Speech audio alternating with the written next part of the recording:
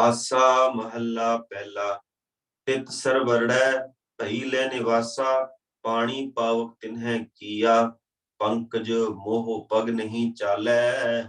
हम देखा तह डूबियले। मन एक ना चेतस मूड मना।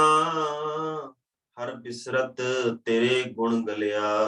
रहाओ ना हो जति सती नहीं पड़िया। मूरख मुगदा जन्म पया। प्रणवत नानक तिन की सरना। जिन तू नाही विसरिया। अर्थ, हे भाई, ਸਾਡੇ ਜੀਵਾਂ ਦੀ ਉਸ ਭਿਆਨਕ ਸੰਸਾਰ ਸਰੋਵਰ ਵਿੱਚ ਵਸੋਂ ਹੈ, ਜਿਸ ਵਿੱਚ ਉਸ ਪ੍ਰਭੂ ਨੇ ਆਪ ਹੀ ਪਾਣੀ ਦੇ ਥਾਂ ਤ੍ਰਿਸ਼ਨਾ ਦੀ ਅੱਗ ਪੈਦਾ ਕੀਤੀ ਹੋਈ ਹੈ। ਪਾਣੀ ਪਾਵਕ ਤਿਨੈ ਕੀਆ। ਪਾਣੀ ਦੀ ਥਾਂ ਤ੍ਰਿਸ਼ਨਾ ਦੀ ਅੱਗ ਪੈਦਾ ਕੀਤੀ ਹੋਈ ਹੈ ਅਤੇ ਉਸ ਭਿਆਨਕ ਸਰੀਰ ਵਿੱਚ ਜੋ ਮੋਹ ਦਾ ਚਿੱਕੜ ਹੈ। ਸੰਗਤ ਜੀ, ਪੰਕਜ ਜਿਹੜਾ ਹੈ, ਪੰਕ ਜਿਹੜਾ ਹੈ ਉਹ ਚਿੱਕੜ ਹੁੰਦਾ ਹੈ, ਤੇ ਪੰਕਜ ਮਤਲਬ ਜੋ ਪੰਕ ਚਿੱਕੜ ਦੇ ਚ ਮੋਹ ਚ ਫਸਿਆ ਹੋਇਆ ਹੈ। ਕਮਲ ਜਿਹੜਾ ਫੁੱਲ ਹੁੰਦਾ ਹੈ, ਉਸਦਾ ਪਰਿਆਇਵਾਚੀ ਸ਼ਬਦ ਹੈ, ਉਹ ਵੀ ਪੰਕਜ ਕਹਿੰਦੇ ਨੇ, ਕਿਉਂਕਿ ਉਹ ਕਿਚੜ ਦੇ ਵਿੱਚ ਉਗਦਾ ਹੈ। ਸੋ ਪੰਕ ਮਤਲਬ ਚਿੱਕੜ। ਸੋ ਇੱਥੇ ਭਾਈ ਸਾਹਿਬ ਜੀ ਸਾਨੂੰ ਸਮਝਾ ਰਹੇ ਨੇ ਕਿ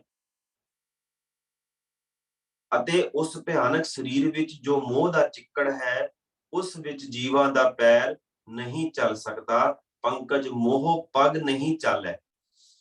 ਜੀਵ ਮੋਹ ਦੇ ਚਿੱਕੜ ਵਿੱਚ ਫਸੇ ਪਏ ਹਨ। ਸਾਡੇ ਸਾਹਮਣੇ ਹੀ ਅਨੇਕਾਂ ਜੀਵ ਮੋਹ ਦੇ ਚਿੱਕੜ ਵਿੱਚ ਫਸ ਕੇ ਉਸ ਤ੍ਰਿਸ਼ਨਾ ਅੱਗ ਦੇ ਅਸਗਾਹ ਸਮੁੰਦਰ ਵਿੱਚ ਡੁੱਬਦੇ ਜਾ ਰਹੇ ਹਨ। ਹਮ ਦੇਖਾ ਤਹਿ ਡੂਬਿਅਲੇ।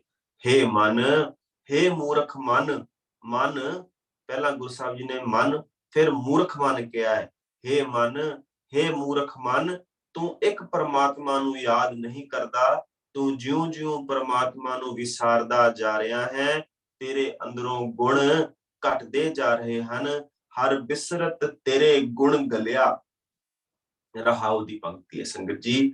ਹੇ ਪ੍ਰਭੂ, ਨਾ ਮੈਂ ਜਤੀ ਹਾਂ, ਨਾ ਮੈਂ ਸਤੀ ਹਾਂ, ਨਾ ਹੀ ਮੈਂ ਪੜਿਆ ਹੋਇਆ ਹਾਂ। ਮੇਰਾ ਜੀਵਨ ਤਾਂ ਮੂਰਖ ਬੇਸਮਝਾ ਵਾਲਾ ਬਣਿਆ ਹੋਇਆ ਹੈ। ਭਾਵ ਜਤ, ਸਤ ਅਤੇ ਵਿਦਿਆ ਇਸ ਤ੍ਰਿਸ਼ਨਾ ਦੀ ਅੱਗ ਅਤੇ ਮੋਹ ਦੇ ਚਿੱਕੜ ਵਿੱਚ ਡਿੱਗਣੋਂ ਬਚਾ ਨਹੀਂ ਸਕਦੀ।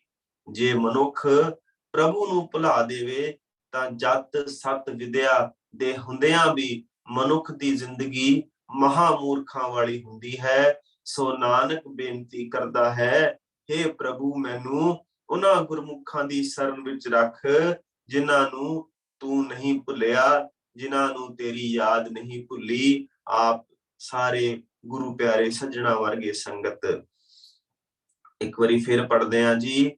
ਹੇ ਨਾਨਕ ਬੇਨਤੀ ਕਰਦਾ ਹੈ ਉਸ ਅਕਾਲ ਪੁਰਖ ਵਾਹਿਗੁਰੂ ਨੂੰ ਕਿ ਹੇ ਪ੍ਰਭੂ, ਮੈਨੂੰ ਉਹਨਾਂ ਗੁਰਮੁਖਾਂ ਦੀ ਸ਼ਰਨ ਵਿੱਚ ਰੱਖ, ਜਿਨ੍ਹਾਂ ਨੂੰ ਤੂੰ ਨਹੀਂ ਭੁੱਲਿਆ, ਜਿਨ੍ਹਾਂ ਨੂੰ ਤੇਰੀ ਯਾਦ ਨਹੀਂ ਭੁੱਲੀ। ਪ੍ਰਣਵਤ ਨਾਨਕ, ਪ੍ਰਣਵਤ ਮਤਲਬ ਨਾਨਕ ਬੇਨਤੀ ਕਰਤਾ ਹੈ। ਧੰਨ ਗੁਰੂ ਨਾਨਕ ਦੇਵ ਸੱਚੇ ਪਾਤਸ਼ਾਹ ਜੀ ਮਹਾਰਾਜ।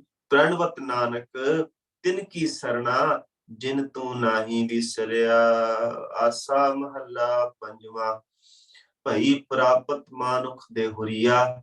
ਗੋਬਿੰਦ ਮਿਲਣ ਕੀ ਇਹ ਤੇਰੀ ਬਰੀਆ। ਅਵਰ ਕਾਜ ਤੇਰਾ ਕਿਤੈ ਨਾ ਕਾਮ। ਮਿਲ ਸਾਧ ਸੰਗਤ ਭਜ ਕੇਵਲ ਨਾਮ। ਸਰੰਜਾਮ ਲਾਗ ਭਵਜਲ ਤਰਨ ਕੈ।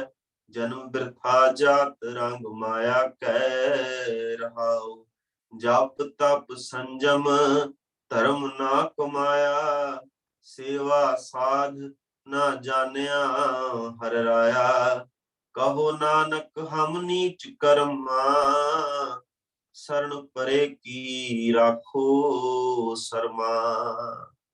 ਅਰਥ, ਹੇ ਭਾਈ, ਤੈਨੂੰ ਸੋਹਣਾ ਮਨੁੱਖਾ ਸਰੀਰ ਮਿਲਿਆ ਹੈ। ਪਰਮਾਤਮਾ ਨੂੰ ਮਿਲਣ ਦਾ ਤੇਰੇ ਲਈ ਇਹੀ ਮੌਕਾ ਹੈ।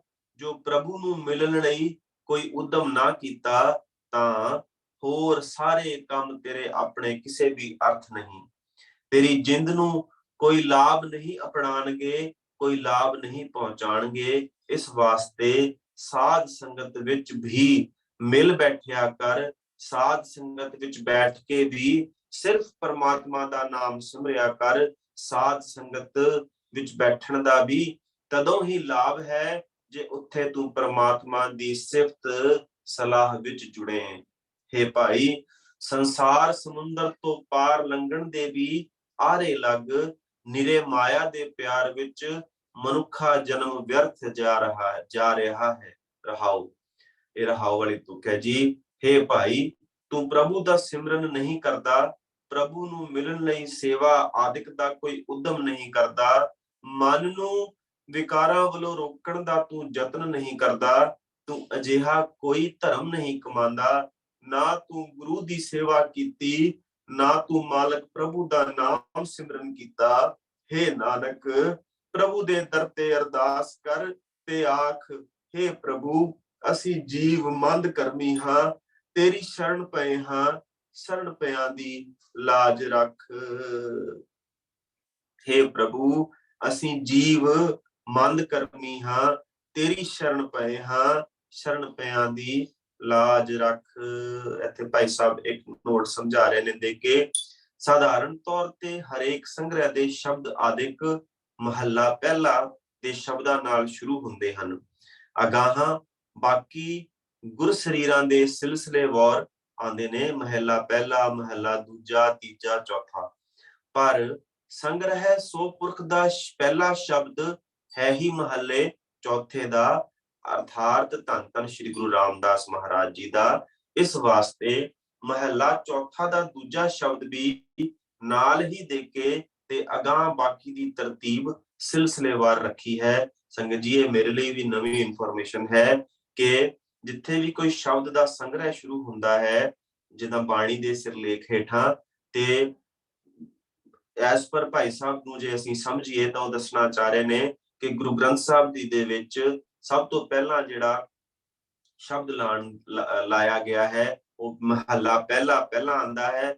ਫਿਰ ਉਸ ਤੋਂ ਬਾਅਦ ਜੇ ਕੋਈ ਮਹੱਲਾ ਦੂਜਾ, ਮਹੱਲਾ ਤੀਜਾ, ਮਹੱਲਾ ਚੌਥਾ, ਮਹੱਲਾ ਪੰਜਵਾਂ, ਇਸ ਤਰੀਕੇ ਦੇ ਨਾਲ ਭਾਈ ਸਾਹਿਬ ਨੇ ਐਗਜ਼ਾਮਪਲ ਦਿੱਤੀ ਹੈ ਕਿ ਸੋਦਰ ਦੇ ਵਿੱਚ ਪਹਿਲਾ ਮਹੱਲਾ ਪਹਿਲਾ ਸੋਦਰ ਕਿਹਾ ਤੇ ਸੁਣ ਵੱਡਾ ਆਖੇ ਸਭ ਕੋਏ, ਆਖਾਂ ਜੀਵਾਂ ਤਿਤ ਸਰਵੜੇ ਭਈਲੇ ਨਿਵਾਸਾ। ਇਹ ਚਾਰ ਸ਼ਬਦ ਮਹੱਲੇ ਪਹਿਲੇ ਦੇ ਨੇ। ਉਸ ਤੋਂ ਬਾਅਦ ਮਹੱਲੇ ਚੌਥੇ ਦੇ ਹਰ ਕੇ ਜਨ, ਸੋ ਪੁਰਖ, ਤੂੰ ਕਰਤਾ।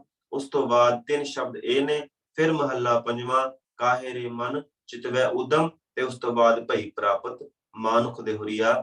ਦੋ ਸ਼ਬਦ ਇੱਥੇ ਜੁੜੇ ਨੇ ਤੇ ਇਹ ਸਾਰਾ ਸੰਗ੍ਰਹਿ ਜਿਹੜਾ ਹੈ ਸੋਦਰ ਤੋਂ ਲੈ ਕੇ ਸੋ ਪੁਰਖ ਅੱਗੇ ਇਸ ਤਰ੍ਹਾਂ ਇਹ ਭਾਈ ਸਾਹਿਬ ਸਾਨੂੰ ਸਮਝਾ ਰਹੇ ਨੇ। ਬਹੁਤ ਵਧੀਆ ਕਮਾਲ ਦੀ ਇਨਫੋਰਮੇਸ਼ਨ ਹੈ। ਆਓ ਜੀ ਅੱਗੇ ਪੜ੍ਹੀਏ। ਇੱਥੇ ਹੁਣ ਅੱਗੇ ਸੋਹਿਲਾ ਜਿਹੜੀ ਬਾਣੀ ਹੈ, ਸੋਹਿਲਾ ਸਾਹਿਬ ਦੀ ਬਾਣੀ, ਉਸ ਬਾਣੀ ਦਾ ਇੱਥੋਂ ਸ਼ੁਰੂਆਤ ਹੈ ਜੀ। ਆਓ ਗੁਰੂ ਸਾਹਿਬ ਜੀ ਦੀ ਕਿਰਪਾ ਦੇ ਨਾਲ ਅੱਗੇ ਵਧੀਏ।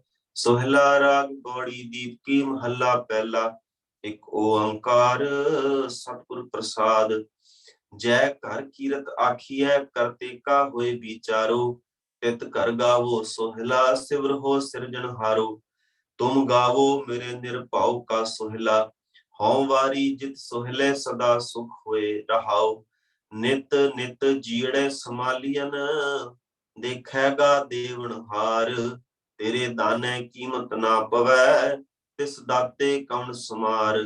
ਸੰਬਤ ਸਾਹਾ ਲਿਖਿਆ ਮਿਲ ਕਰ ਪਾਵੋ ਤੇਲ। ਦੇਹੋ ਸੱਜਣ ਅਸੀਸੜੀਆਂ। ਜਿਉ ਹੋਵੈ ਸਾਹਿਬ ਸਿਉ ਮੇਲ। ਘਰ ਘਰ ਇਹੋ ਪਹੁੰਚਾ ਸਦੜੇ ਨਿਤ ਭਵਨ।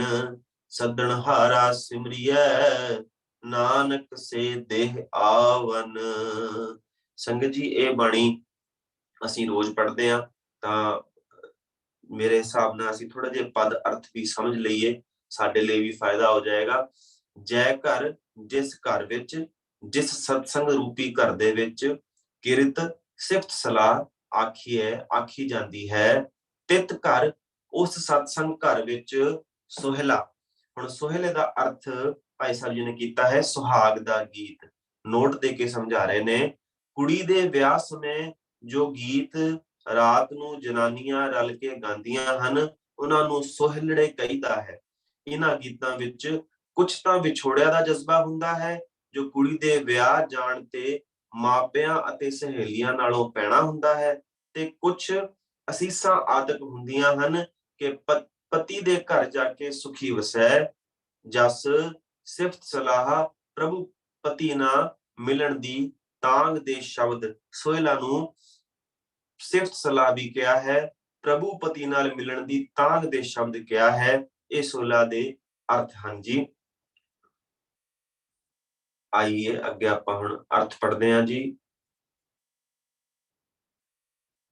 ਜਿਸ ਸਤਸੰਗ ਘਰ ਵਿੱਚ ਪਰਮਾਤਮਾ ਦੀ ਸਿਫਤ ਸਲਾਹ ਕੀਤੀ ਜਾਂਦੀ ਹੈ ਅਤੇ ਕਰਤਾਰ ਦੇ ਗੁਣਾਂ ਦੀ ਵਿਚਾਰ ਹੁੰਦੀ ਹੈ, ਹੇ ਜਿੰਦ, ਕਿਉਂਕਿ ਅਸੀਂ ਆਪਣੇ ਜੀਵ ਨੂੰ ਜੀਵ ਰੂਪੀ ਇਸਤਰੀ ਜਾਂ ਜੀਵ ਰੂਪੀ ਕੁੜੀ ਕਹਿੰਦੇ ਆ, ਇੱਥੇ ਸੋਹਿਲਾ ਸਾਹਿਬ ਦੇ ਪ੍ਰਕਰਣ ਦੇ ਵਿੱਚ ਉਸ ਜਿੰਦ ਨੂੰ, ਜਿਹਦਾ ਕਿ ਹਜੇ ਪ੍ਰਭੂ ਦੇ ਨਾਲ, ਪਤੀ ਦੇ ਨਾਲ ਮਿਲਾਪ ਹੋਣਾ ਹੈ, ਉਹ ਕਿਸ ਤਰ੍ਹਾਂ ਪ੍ਰਭੂ ਮਿਲਾਪ ਦੇ ਲਈ ਤਾਂਘ ਪਾ ਕੇ ਬੇਨਤੀ ਮਿੰਨਤਾਂ ਕਰਦੀ ਹੈ, ਤੇ ਆਪਣੀ ਜਿੰਦ ਨੂੰ ਅਸੀਂ ਉਸ ਕੁੜੀ ਵਾਂਗੂ ਕਰਕੇ ਸਮਝਾਈਏ ਕਿ ਹੇ ਜਿੰਦ ਕੁੜੀਏ, ਉਸ ਸਤਸੰਗ ਘਰ ਵਿੱਚ ਜਾ ਕੇ ਤੂੰ ਵੀ ਪ੍ਰਭੂ ਦੀ ਸਿਫਤ ਸਲਾਹ ਦੇ ਗੀਤ, ਸੁਹਾਗ ਮਿਲਾਪ ਦੀ ਤਾਂਘ ਦੇ ਸ਼ਬਦ ਗਾਇਆ ਕਰ ਅਤੇ ਆਪਣੇ ਪੈਦਾ ਕਰਨ ਵਾਲੇ ਪ੍ਰਭੂ ਨੂੰ ਯਾਦ ਕਰਿਆ ਕਰ।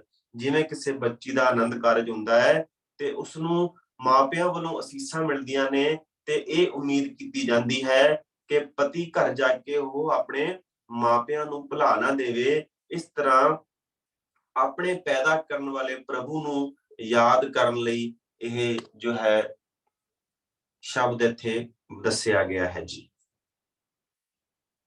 ਹੇ ਜਿੰਦੇ, ਤੂੰ ਸਤਸੰਗੀਆਂ ਨਾਲ ਮਿਲ ਕੇ ਪਿਆਰੇ ਨਿਰਭਉ, ਉੱਪਰ ਨਿਰਭਉ ਸ਼ਬਦ ਆਂਦਾ ਹੈ ਜੀ, ਤੇ ਉਹਦਾ ਇੱਥੇ ਭਾਈ ਸਾਹਿਬ ਦੱਸ ਰਹੇ ਨੇ ਕਿ ਹੇ ਜਿੰਦੇ, ਤੂੰ ਸਤਸੰਗੀਆਂ ਨਾਲ ਮਿਲ ਕੇ ਪਿਆਰੇ ਨਿਰਭਉ ਖਸਮ ਦੀ ਸਿਫਤ ਦੇ ਗੀਤ ਗਾ ਅਤੇ ਆਖ, ਮੈਂ ਸਦਕੇ ਹਾਂ ਉਸ ਸਿਫਤ ਦੇ ਗੀਤ ਦੇ ਤੋਂ ਜਿਸ ਦੀ ਬਰਕਤ ਨਾਲ ਸਦਾ ਸੁਖ ਮਿਲਦਾ ਹੈ। ਰਹਾਉ, ਇਹ ਰਹਾਉ ਦੀ ਤੁਕ ਹੈ ਜੀ। ਇੱਕ ਵਾਰੀ ਗੁਰਬਾਣੀ ਦੀ ਤੁਕ ਆਪਾਂ ਪੜ੍ਹੀਏ। ਤੁਮ ਗਾਵੋ ਮੇਰੇ ਨਿਰਭਉ ਕਾ ਸੋਹਿਲਾ, ਜਿਹਦਾ ਕਿ ਅਸੀਂ ਵਿਚਾਰ ਕੀਤਾ। ਹਉ ਵਾਰੀ ਮੈਂ ਬਲਹਾਰ ਜਾਵਾਂ, ਜਿਤ ਸੋਹਿਲੇ ਸਦਾ ਸੁਖ ਹੋਏ। ਐਸੇ ਉਸ ਗੀਤ ਨਾਲ, ਐਸੇ ਪ੍ਰਭੂ ਮਿਲਾਪ ਦੀ ਸ਼ਬਦਾਂ ਦੇ ਨਾਲ ਮੈਂ ਵਾਰਿਆ ਜਾਵਾਂ ਕਿ ਜਿਹੜਾ ਮੈਨੂੰ ਉਹਦੇ ਨਾਲ, ਮੇਰੇ ਪ੍ਰਭੂ ਪਤੀ ਨਾਲ ਮੇਰਾ ਮਿਲਾਪ ਹੋ ਜਾਏ। ਇੱਕ ਵਾਰੀ ਦੁਬਾਰਾ ਪੜ੍ਹੀਏ ਜੀ।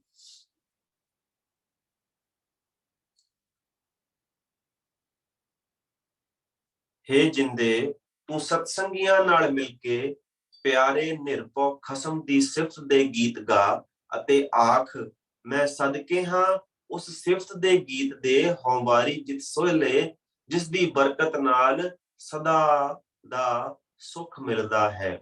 ਹੇ ਜਿੰਦੇ, ਜਿਸ ਖਸਮ ਦੀ ਹਜ਼ੂਰੀ ਵਿੱਚ ਸਦਾ ਹੀ ਜੀਵਾਂ ਦੀ ਸੰਭਾਲ ਹੋ ਰਹੀ ਹੈ, ਜੋ ਦਾਤਾਂ ਦੇਣ ਵਾਲਾ ਮਾਲਿਕ ਹਰੇਕ ਜੀਵ ਦੀ ਸੰਭਾਲ ਕਰਦਾ ਹੈ, ਜਿਸ ਦਾਤਾਰ ਦੀਆਂ ਦਾਤਾਂ ਦਾ ਮੁੱਲ, ਹੇ ਜਿੰਦੇ, ਤੇਰੇ ਪਾਸੋਂ ਨਹੀਂ ਪੈ ਸਕਦਾ, ਉਸ ਦਾਤਾਰ ਦਾ ਵੀ ਕੀ ਅੰਦਾਜ਼ਾ ਤੂੰ ਲਾ ਸਕਦੀ ਹੈ। ਉਹ ਦਾਤਾਰ ਪ੍ਰਭੂ ਬਹੁਤ ਬੇਅੰਤ ਹੈ। ਸਤ ਸੰਗਤ ਵਿੱਚ ਜਾ ਕੇ ਹੇ ਜਿੰਦੇ ਅਰਜ਼ੋਈਆਂ ਕਰਿਆ ਕਰ। ਉਹ ਸੰਮਤ, ਉਹ ਦਿਹਾੜਾ ਪਹਿਲਾਂ ਹੀ ਮਿਥਿਆ ਹੋਇਆ ਹੈ, ਜਦੋਂ ਪਤੀ ਦੇ ਦੇਸ਼ ਜਾਣ ਲਈ ਮੇਰੇ ਵਾਸਤੇ ਸਾਹੇ ਚਿੱਠੀ ਆਉਣੀ ਹੈ। ਹੇ ਸਤਸੰਗੀ ਸਹੇਲਿਓ, ਰਲ ਕੇ ਮੈਨੂੰ ਮਾਈਏ ਪਾਓ, ਤੇ ਹੇ ਸੱਜਣ ਸਹੇਲਿਓ, ਮੈਨੂੰ ਸੋਹਣੀਆਂ ਅਸੀਸਾਂ ਵੀ ਦਓ। ਭਾਵ ਮੇਰੇ ਲਈ ਅਰਦਾਸ ਵੀ ਕਰੋ ਕਿ ਜਿਵੇਂ ਪ੍ਰਭੂ ਪਤੀ ਨਾਲ ਮੇਰਾ ਮਿਲਾਪ ਹੋ ਜਾਏ। ਪਰਲੋਕ ਵਿੱਚ ਜਾਣ ਲਈ ਮੌਤ ਦੀ ਇਹ ਸਾਹੇ ਚਿੱਠੀ ਹਰੇਕ ਘਰ ਵਿੱਚ ਆ ਰਹੀ ਹੈ। ਇਹ ਸੱਦੇ ਨਿਤ ਪੈ ਰਹੇ ਹਨ। ਹੇ ਸਤਸੰਗੀਓ, ਉਹ ਸੱਦਾ ਭੇਜਣ ਵਾਲੇ ਪ੍ਰਭੂ ਪਤੀ ਨੂੰ ਯਾਦ ਰੱਖਣਾ ਚਾਹੀਦਾ ਹੈ, ਕਿਉਂਕਿ ਹੇ ਨਾਨਕ, ਸਾਡੇ ਵੀ ਉਹ ਦਿਨ ਨੇੜੇ ਆ ਰਹੇ ਹਨ। ਰਾਗ ਆਸਾ ਮਹੱਲਾ ਪਹਿਲਾ। ਛੇ ਘਰ ਛੇ ਗੁਰ ਛੇ ਉਪਦੇਸ਼, ਗੁਰ ਗੁਰ ਏਕੋ ਵੇਸ ਅਨੇਕ। ਬਾਬਾ ਜੈ ਘਰ ਕਰਤੇ ਕੀਰਤ ਹੋਏ, ਸੋ ਘਰ ਰਾਖ ਵਡਾਈ ਤੋਏ। ਰਹਾਉ, ਵਿਸਵੇ ਚਸੀਆਂ ਘੜੀਆਂ ਪਹਿਰਾ ਥਿੱਤੀ वारी माह होआ, सूरज एको रुत अनेक, नानक करते के केते वेस। संगत जी, 6 ਜਿਹੜਾ ਅੱਖਰ ਵਰਡ ਲਿਖਿਆ ਹੈ ਉਹਦਾ ਅਰਥ ਗਿਣਤੀ ਵਾਲਾ 6 ਹੈ। ਘਰ ਸ਼ਾਸਤਰ, 6 ਸ਼ਾਸਤਰ ਜਿਹੜੇ ਉਹ ਮੰਨੇ ਗਏ ਨੇ। ਬਹੁਤ ਥਾਈਂ ਬਾਣੀ ਦੇ ਵਿੱਚ ਆਂਦਾ ਹੈ ਖਟ ਸ਼ਾਸਤਰ, ਤੇ ਖਟ ਦਾ ਮਤਲਬ 6। ਇੱਥੇ 6 ਸ਼ਾਸਤਰ ਲਿਖੇ ਨੇ ਤੇ ਭਾਈ ਸਾਹਿਬ ਜੀ ਨੇ ਉਹਨਾਂ ਦੇ ਨਾਮ ਵੀ ਦੱਸੇ ਨੇ। ਸਾਂਖ, ਨਿਆਏ, ਵੈਸ਼ੇਸ਼ਿਕ, ਯੋਗ, ਮੀਮਾਂਸਾ, वेदांत। ਹੁਣ 6 ਗੁਰ, ਗੁਰ ਮਤਲਬ ਗੁਣ। ਇਹਨਾਂ 6 ਸ਼ਾਸਤਰਾਂ ਦੇ 6 ਗੁਣ ਹਨ, ਉਹ ਵੀ ਭਾਈ ਸਾਹਿਬ ਨੇ ਇੱਥੇ ਸਾਨੂੰ ਦੱਸੇ ਨੇ। ਕਰਤਾ, ਕਪਲ, ਗੌਤਮ, ਕਣਾਦ, ਪਤੰਜਲੀ, ਜੈਮਨੀ, ਵਿਆਸ। 6 ਘਰ, 6 ਗੁਰ, 6 ਉਪਦੇਸ਼। ਇਹਨਾਂ ਹੀ 6 ਸ਼ਾਸਤਰਾਂ ਦੇ 6 ਗੁਣ ਨੇ ਤੇ ਇਹਨਾਂ ਦੇ ਅੱਗੇ ਉਪਦੇਸ਼ ਨੇ, ਸਿੱਖਿਆ, ਸਿਧਾਂਤ ਤੇ ਹੋਰ। ਇੱਥੇ ਭਾਈ ਸਾਹਿਬ ਨੇ ਪੂਰੇ 6 ਨਹੀਂ ਲਿਖੇ, 6 ਉਪਦੇਸ਼ ਆਂਦਾ ਹੈ ਤੇ ਸਿਰਫ ਸਿੱਖਿਆ ਔਰ ਸਿਧਾਂਤ ਤੱਕ ਹੀ ਭਾਈ ਸਾਹਿਬ ਨੇ ਪਦ ਅਰਥ ਕੀਤੇ ਨੇ। ਉਸ ਤੋਂ ਬਾਅਦ ਲਿਖਦੇ ਨੇ ਗੁਰ ਗੁਰ ਏਕੋ ਵੇਸ ਅਨੇਕ। ਗੁਰ ਗੁਰ ਮਤਲਬ ਇਸ਼ਟ ਪ੍ਰਭੂ ਅਕਾਲ ਪੁਰਖ ਪਰਮਾਤਮਾ, ਇੱਕੋ ਇੱਕ ਹੀ ਵੇਸ ਰੂਪ। ਬਾਬਾ, ਬਾਬਾ ਦਾ ਅਰਥ ਹੈ ਭਾਈ। ਜੈ ਘਰ ਜਿਹੜਾ ਆਪਾਂ ਉੱਪਰ ਪੜਿਆ, ਜੈ ਘਰ ਜਿਸ ਘਰ ਦੇ ਵਿੱਚ ਸਤਸੰਗਤ ਹੋ ਰਹੀ ਹੋਵੇ। ਫਿਰ ਹੁਣ ਵਿਸਵੇ ਚਸੀਆਂ ਘੜੀਆਂ ਪਹਿਰਾਂ ਥਿੱਤੀ ਵਾਰੀ ਮਾਂ ਹੋਆ, ਭਾਈ ਸਾਹਿਬ ਨੇ ਦੱਸੇ ਨੇ ਕਿ ਅੱਖ ਦੇ 15 ਫੋਰ, 15 ਫੋਰ ਮਤਲਬ ਜਿੰਨੀ ਵਾਰੀ ਅਸੀਂ ਅੱਖ ਨੂੰ ਝਪਕਾਨੇ ਆ ਉਹਨੂੰ ਇੱਕ ਫੋਰ ਕਹਿੰਦੇ ਨੇ। ਅੱਖ ਦੇ 15 ਫੋਰ ਇੱਕ ਵਿਸਾ ਬਣਦਾ ਹੈ ਜੀ। 15 ਵਿਸੂਏ ਦਾ ਇੱਕ ਚਸਾ ਬਣਦਾ ਹੈ। 30 ਚਸੇ ਇੱਕ ਪਲ, 60 ਪਲ ਇੱਕ ਘੜੀ। 7.5 ਘੜੀਆਂ ਇੱਕ ਪਹਿਰ ਦੀਆਂ ਤੇ 8 ਪਹਿਰ ਇੱਕ ਦਿਨ ਰਾਤ। 7.5 ਘੜੀਆਂ ਦਾ ਇੱਕ ਪਹਿਰ ਤੇ 8 ਪਹਿਰਾਂ ਦਾ ਪੂਰਾ ਇੱਕ ਦਿਨ ਜਾਂ ਇੱਕ ਰਾਤ। ਜਿਸ ਤਰ੍ਹਾਂ ਕਿ ਅਸੀਂ ਕਹਿੰਦੇ ਆ ਨਾ ਕਿ 4 ਪਹਿਰ ਦਿਨ 4 ਪਹਿਰ ਰਾਤ। ਸੋ ਇੱਥੇ ਭਾਈ ਸਾਹਿਬ ਨੇ ਸਾਰੀਆਂ ਸਮਝਾਈਆਂ ਨੇ। 15 ਥਿੱਤਾਂ, 7 ਵਾਰ, 12 ਮਹੀਨੇ ਤੇ 6 ਰੁੱਤਾਂ। ਇਹ ਜਿਹੜੇ ਵੀ ਇੱਥੇ ਸ਼ਬਦ ਆਏ ਨੇ ਭਾਈ ਸਾਹਿਬ ਨੇ ਸਾਨੂੰ ਸਾਰਿਆਂ ਦੇ ਐਗਜ਼ਾਮਪਲ ਦੇ ਕੇ ਸਮਝਾਇਆ ਨੇ ਕਿ ਥਿੱਤਾਂ ਕਿਹੜੀਆਂ ਨੇ, ਵਾਰ ਕਿਹੜੇ ਨੇ। ਵਾਰ ਮੰਡੇ, ਟਿਊਜ਼ਡੇ, ਵੈਡਨਸਡੇ ਤੇ 12 ਮਹੀਨੇ ਨੇ, 6 ਰੁੱਤਾਂ ਨੇ। ਹੁਣ ਅੱਗੇ ਇਹਨਾਂ ਦੇ ਅਰਥ ਪੜ੍ਹਦੇ ਹਾਂ ਜੀ। ਅਰਥ, ਹੇ ਭਾਈ 6 ਸ਼ਾਸਤਰ ਹਨ ਤੇ 6 ਹੀ ਇਹਨਾਂ ਸ਼ਾਸਤਰਾਂ ਦੇ ਚਲਾਉਣ ਵਾਲੇ ਹਨ, 6 ਹੀ ਇਹਨਾਂ ਦੇ ਸਿਧਾਂਤ ਹਨ। ਪਰ ਇਹਨਾਂ ਸਾਰਿਆਂ ਦਾ ਮੂਲ ਗੁਰੂ ਪਰਮਾਤਮਾ ਇੱਕ ਹੈ। ਗੁਰ ਗੁਰ ਏਕੋ ਵੇਸ ਅਨੇਕ। ਇਹ ਸਾਰੇ ਸਿਧਾਂਤ ਉਸ ਇੱਕ ਪ੍ਰਭੂ ਦੇ ਹੀ ਅਨੇਕਾਂ ਵੇਸ ਹਨ, ਪ੍ਰਭੂ ਦੀ ਹਸਤੀ ਦੇ ਪ੍ਰਕਾਸ਼ ਰੂਪ ਹਨ। ਹੇ ਭਾਈ, ਜਿਸ ਸਤਸੰਗ ਘਰ ਵਿੱਚ ਕਰਤਾਰ ਦੀ ਸਿਫਤ ਸਲਾਹ ਹੁੰਦੀ ਹੈ, ਉਸ ਘਰ ਨੂੰ ਸਾਂਭ ਰੱਖ, ਉਸ ਸਤ ਸੰਗਤ ਦਾ ਆਸਰਾ ਲਈ ਰੱਖ, ਇਸੇ ਵਿੱਚ ਤੇਰੀ ਭਲਾਈ ਹੈ। ਬਾਬਾ, ਜੈ ਘਰ ਕੀਰਤ, ਜੈ ਘਰ ਕਰਤੇ ਕੀਰਤ ਹੋਏ, ਸੋ ਘਰ ਰਾਖ ਵਡਾਈ ਤੋਏ। ਇਸੇ ਵਿੱਚ ਤੇਰੀ ਭਲਾਈ ਹੈ। ਜਿਵੇਂ ਵਿਸਵੇ, ਚਸੇ, ਘੜੀਆਂ, ਪਹਿਰ, ਥਿੱਥਾਂ, ਵਾਰ, ਮਹੀਨਾ ਆਦਿਕ ਹੋਰ ਅਨੇਕ ਰੁੱਤਾਂ ਹਨ, ਪਰ ਸੂਰਜ ਇੱਕੋ ਹੀ ਹੈ ਜਿਸ ਦੇ ਇਹ ਸਾਰੇ ਵੱਖ-ਵੱਖ ਰੂਪ ਹਨ। ਤਿਵੇਂ ਹੇ ਨਾਨਕ, ਕਰਤਾਰ ਦੇ ਇਹ ਸਾਰੇ ਸਿਧਾਂਤ ਆਦਿਕ ਅਨੇਕਾਂ ਸਰੂਪ ਹਨ, ਪਰ ਉਹ ਅਕਾਲ ਪੁਰਖ ਸਦਾ ਥਿਰ ਰਹਿਣ ਵਾਲਾ ਪਰਮਾਤਮਾ ਪਰਮੇਸ਼ਰ ਹਮੇਸ਼ਾ ਇੱਕ ਹੈ, ਹਮੇਸ਼ਾ ਇੱਕ ਹੀ ਰਹੇਗਾ ਤੇ ਪਿੱਛੇ ਵੀ ਇੱਕ ਸੀ। ਸੰਗਤ ਜੀ, ਇੱਥੇ ਇਹ ਵਾਲੇ ਅੰਗ ਦੀ ਵੀ ਸਮਾਪਤੀ ਹੈ। ਆਓ ਜੀ ਹੁਣ ਅਸੀਂ ਅਗਲਾ ਅੰਗ ਪੜ੍ਹੀਏ ਜੀ।